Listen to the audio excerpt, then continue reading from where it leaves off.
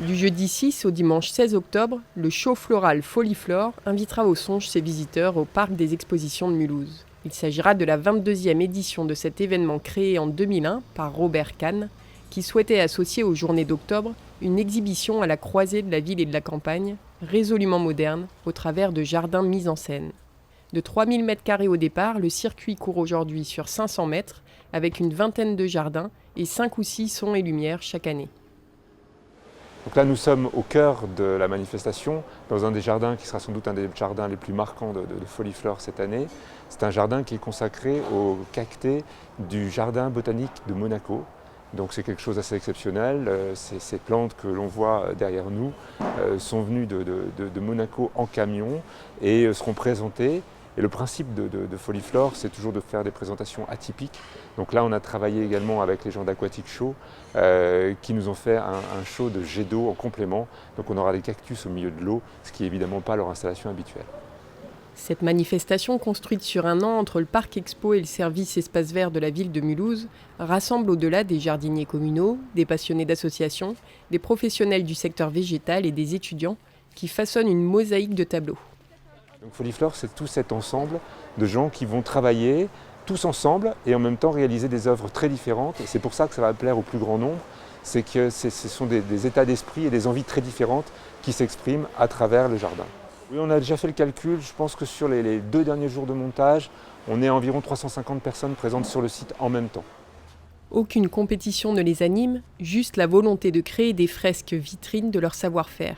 Les matériaux sont stockés et réutilisés d'une année à l'autre, et les plantes, toutes en pot, y resteront ou rejoindront la terre pour y grandir après Foliflore.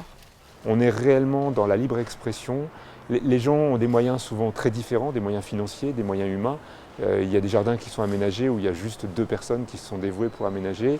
Puis vous avez des communes qui viennent avec des équipes de 10 personnes. Donc il n'y a pas du tout de mise en compétition. Chacun est libre de faire ce qu'il veut sur le thème qu'il souhaite.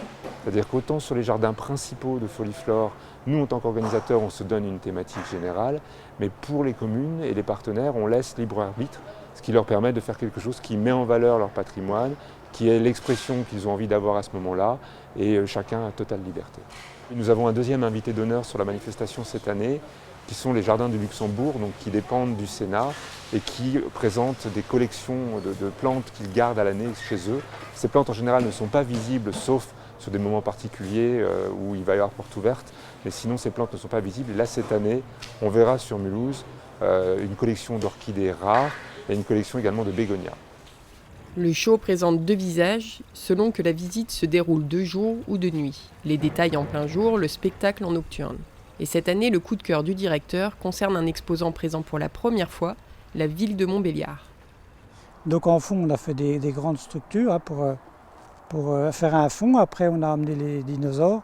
Puis après, on a voulu faire une idée forêt vierge, quoi, voilà. Puis on a mis des plantes carnivores, il y a des petites plantes carnivores. On a mis un petit peu d'orchidées, très peu. Enfin, surtout on voulait une idée forêt vierge, voilà. On n'a rien acheté au niveau, hormis un peu d'orchidées, c'est tout. Sinon, on est tous les tout à nous. On garde parce que ça coûte cher. Alors. Voilà. Sinon, juste les barbes grises, là, ça c'est acheté. Là. Je ne sais pas si vous voyez. Voilà. Sinon, c'est tout. Parce qu'en fait, Cuvier est originaire de Montbéliard.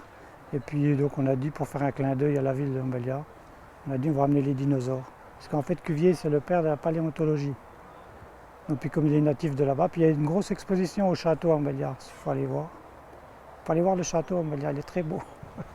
Les journées d'octobre accueillent en moyenne 150 000 personnes et ont été maintenues ces 2 dernières années si particulières. En 2020, l'année la plus compliquée, les compteurs totalisaient malgré tout 85 000 visiteurs.